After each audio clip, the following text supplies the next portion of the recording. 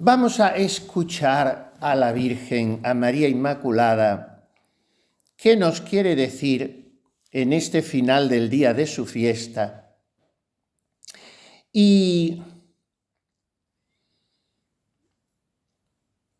cómo quiere centrar, colocar, equilibrar nuestra vida según eso que solo pueden y saben hacer las madres. Porque estamos aquí para eso, para recolocarnos, para reencontrarnos, pero como digo, no a base de empujones autoexigentes que yo me doy, que es como tantas veces nos han educado o deseducado ascéticamente, sino para dejarnos amar, sentir el amor de Dios, amor exigente, amor que busca correspondencia, amor celoso, pero amor al mismo tiempo infinitamente respetuoso de nuestra libertad. Y ese amor es todavía más dulce, más suave y más estimulante cuando se nos filtra, digamos así, a través del corazón de María. ¿Y qué nos dice María? Mirad, hay un momento tradicional, ya como sabéis bien, en Roma, en este día, que es el del homenaje del Papa a la Inmaculada en el monumento fabuloso de la Plaza de España, al que primero por la mañana ha subido con una escalera desplegable inmensa los bomberos, le han puesto en el brazo de la Virgen de bronce una corona de flores y luego el pedestal con los grandes profetas marianos sosteniéndolos allí delante de la Embajada de España, está rodeado de flores. Bueno, pues los últimos papas, creo que desde que empezaron a salir los papas del Vaticano, porque claro, el monumento se puso en tiempo de Pío IX, que es el que proclamó el dogma de la Inmaculada. Después ya Pío IX se considera prisionero de un estado que le habían robado y ya no salen los papas hasta Pío XI, cuando se inaugura el Estado Vaticano con los pactos de Letrán. Total, que están más de 60 años sin salir del Vaticano.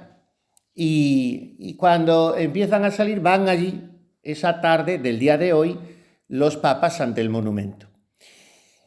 He estado repasando estos días todo lo que ha hablado sobre la Inmaculada Benedicto XVI, y es delicioso como todo lo suyo. Solamente una homilía en el año 2005, porque era el 40 aniversario del final del concilio. Total, estaban celebrando aquello, pero él habló de la Inmaculada. Y luego todos los ángelus de este día y además todos los mensajes de la tarde. Me voy a detener solo en el último de estos mensajes, o sea, de su último año, de 2012, porque luego en el febrero, enseguida, el Día de la Virgen de Lourdes, anunció su tan difícilmente digerible renuncia. Pero en ese año 2012 tuvo su discurso, creo yo, siendo todos los anteriores maravillosos y preciosos, pero creo que este fue el más estructurado. Y la estructura es tripartita, y es lo que quiero ofreceros ahora.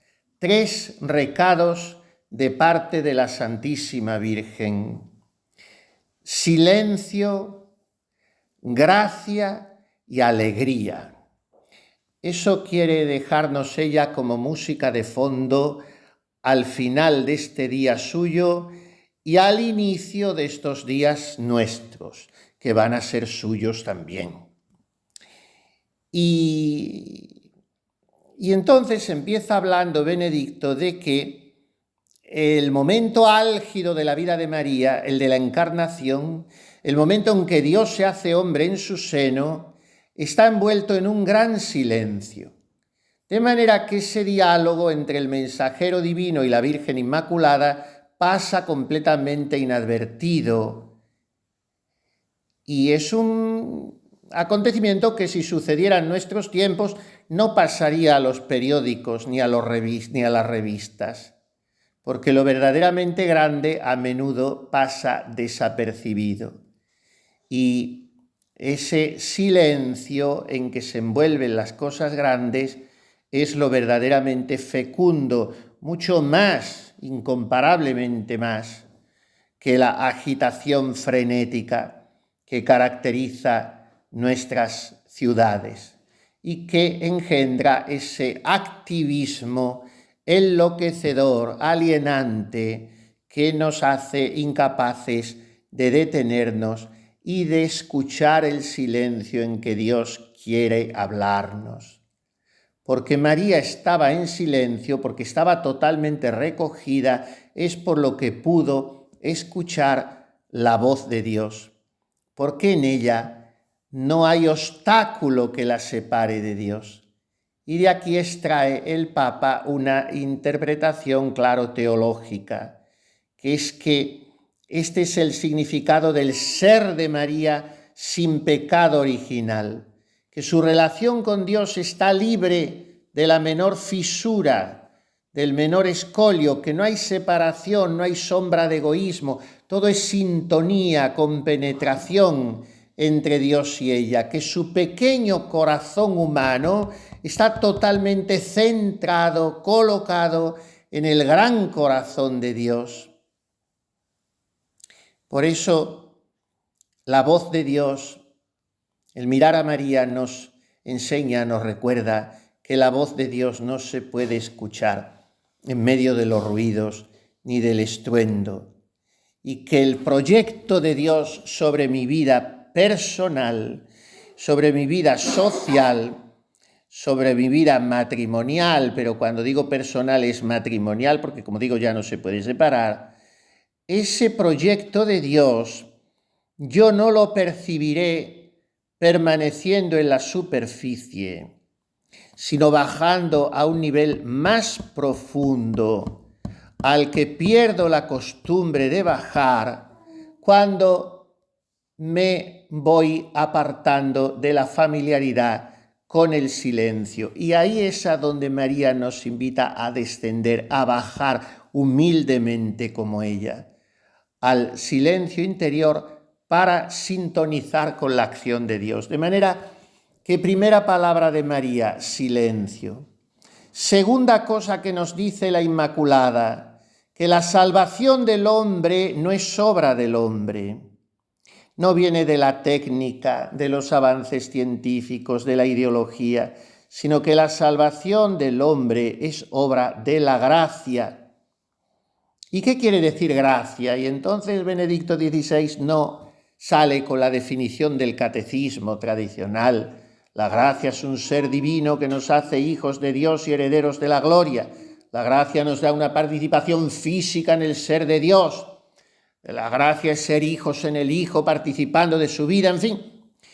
Benedicto XVI lo dice, siendo un gran teólogo, menos teológica, pero más hermosamente.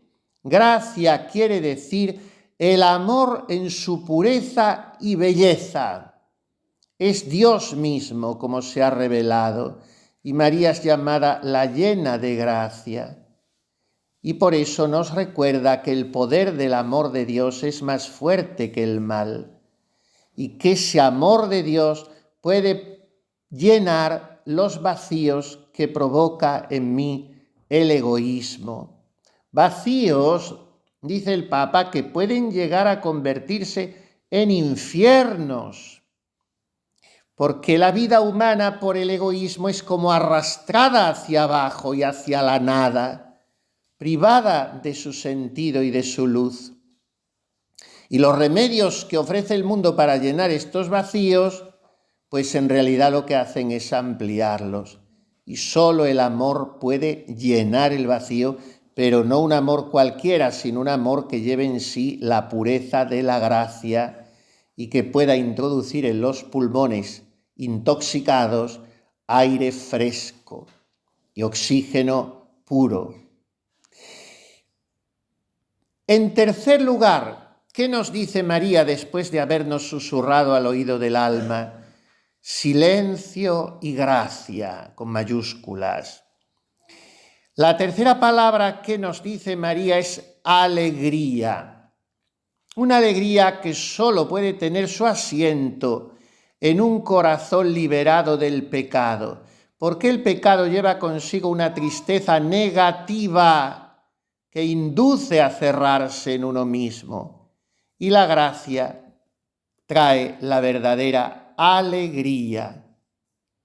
Y así, ¿qué es el Evangelio? Evangelion, buena noticia, alegre noticia, aunque algunos piensen que es un obstáculo a la alegría porque es un conjunto de prohibiciones y de reglas. Pero es verdad, el Evangelio comporta una disciplina de la mente, una serie de renuncias, unas normas de conducta, pero precisamente porque en el hombre existe la raíz venenosa del egoísmo que le hace daño a él y a los demás. Por tanto, es necesario decir no al egoísmo y decir sí al amor auténtico. ¿Por qué la alegría de María es plena? Porque ella es gracia plena, porque está llena de amor, porque ella es causa nostre laetitia y porque ella nos trae la alegría, porque en su corazón no hay sombra de pecado, todo es limpieza, y porque en María la alegría coincide con la presencia de Jesús.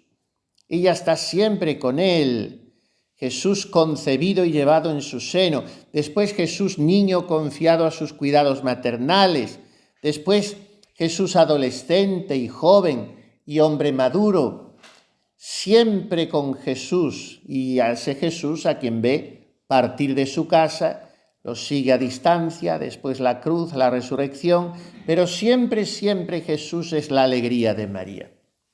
Bien, pues, partiendo de estas tres palabras que según Benedicto XVI nos dice la Inmaculada, creo que, aparte de las preguntas que hemos formulado al principio, ¿quién soy?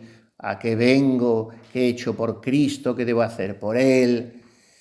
Pero aparte, creo que este es un planteamiento muy positivo y que puede ser muy provechoso a nivel matrimonial. ¿Cómo es nuestro silencio? Yo creo que es un asunto no menor y que va horadando la convivencia de muchos matrimonios, no tanto la falta de comunicación, sino a veces el exceso de ella, de una mala comunicación.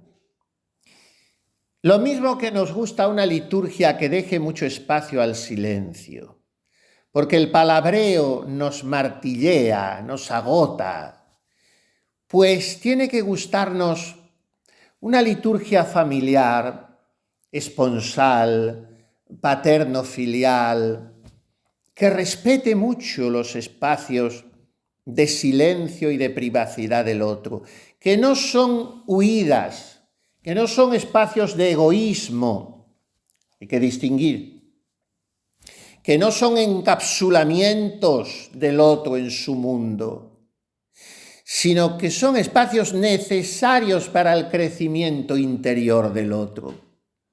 Y esto tengo que respetarlo. Pero creo que solo se podrá crecer en esa valoración del silencio si ese matrimonio ora junto, porque es en la oración donde se descubre el valor del silencio. En segundo lugar, la segunda palabra que nos dice María, la gracia. ¿Cómo la vivo en mi matrimonio? La gracia con mayúsculas y la gracia con minúsculas, porque si no tengo gracia, no tengo gracia, suelo decir yo. Si no se tiene gracia de Dios, no se tiene gracia humana, porque todo es aburrimiento y todo es sosería. Pero ¿cómo vivo la gracia en mi matrimonio y cómo soy yo también motor de gracia para el otro? El matrimonio es el único sacramento que os habéis administrado vosotros mismos, pero no porque se administró un día y se quedó ahí, sino que es una fuente que debe estar siempre manando con la gracia que brota del sacramento. Y yo tengo que ser, de alguna manera, esposo o esposa, me da igual, sacerdote del otro. O sea, mediador entre Dios y el otro, transmisor de la gracia de Dios para el otro y canal de la gracia de Dios. No la puedo obstruir o no puedo empeñarme yo en crecer mucho en gracia y ser un santo, pero no, el esposo, la esposa no es solo santo, es santificador. De los hijos, por supuesto. Hay que educarlos en la fe, en el amor de Dios, sí, pero ¿y el esposo? Tienes más obligación de santificar a tu esposo que a tus hijos. Porque a tus hijos tú le has llevado a bautizar. Pero tú no le has administrado el bautismo, a lo mejor se lo has administrado también, en un caso extremo, pero él no te lo ha administrado a ti. En los esposos es mutuo. Os habéis administrado el mismo sacramento a la misma vez, en el mismo lugar, en el mismo acto, para decir que ese sacramento esté fructificando en vosotros el resto de su vida. Hoy es el aniversario, hoy hace un año, hoy hace 50 años, toma estas flores o toma este anillo. Sí, está muy bien, todo hay que celebrarlo y comer muy bien y vestirse muy bien y perfumarse muy bien. Todo hay que celebrarlo. Pero es que el aniversario del matrimonio es cada minuto que va pasando de la vida, porque ese sacramento está ahí, no se quedó congelado, fósil, sino que está para que tú lo vivifiques en ti y en el otro. Es que yo tengo obligación de ser santa porque soy una esposa cristiana. Bueno, puede que seas una esposa como Santa Rita, que el marido era un elemento y los hijos también, pero normalmente tendrás que ser una esposa, que lo consigas o no, ya no lo sé, pero que santifiques también a tu cónyuge, porque eso significa que vais los dos bajo el mismo yugo, cónyuge. Y como dice Antoine de Saint-Exupéry, el Principito, amar no es mirarse el uno al otro, sino mirar los dos en la misma dirección. Mirar el uno al otro es muchas veces para reflejarme yo mismo a mí en los ojos del otro. Pero mirar los dos. Entonces, primero, silencio. Segundo, gracia. Tercero, alegría. Y alegría es derivación de lo que he dicho, de las otras dos cosas. Si no hay silencio ni gracia, no habrá alegría. Y la alegría la trae María porque trae a Jesús. Y la alegría, pues la trae el relativizar, el no dramatizar, el no complicar y el hacerse el tonto ante tantas cosas que no tienen importancia, porque realmente importancia no la tiene nada más que la muerte. De ahí para abajo no la tiene nada. Bueno, pues creo que ahí podéis tener un vademecum en esas tres actitudes, palabras importantes, ¿no?, de la Virgen Inmaculada. Y terminaba así el Papa esa reflexión en la plaza de España en Roma. Que en este tiempo de Adviento María Inmaculada nos enseña a escuchar la voz de Dios que habla en el silencio, a acoger su gracia que nos libra del pecado y de todo egoísmo, para gustar así la verdadera alegría. María, llena de gracia, ruega por nosotros.